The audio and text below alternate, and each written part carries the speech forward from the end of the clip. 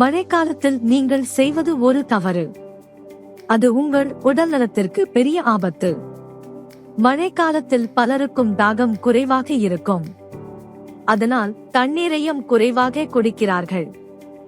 ஆனால் தாகம் இல்லாவிட்டாலும் தண்ணீர் குடிப்பது உங்கள் உயிரை காப்பாற்றும். தண்ணீர் குறைவாக குடித்தால் பல பிரச்சனைகள் ஏற்படும்.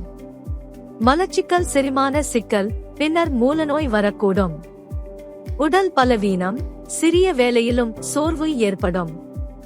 சிறுநீரக பிரச்சனைகள், நச்சுகள் வெளியேறுவதில் தடை ஏற்படும். சருமத்தின் பளபளப்பு குறையும், பிம்பிள், உலர்ச்சி வரும். சிறுநீர் பாதை தொற்றுகள் ஏற்படும். அதனால் மழை காலத்திலும் தினமும் குறைந்தது 3 லிட்டர் தண்ணீர் குடியுங்கள்.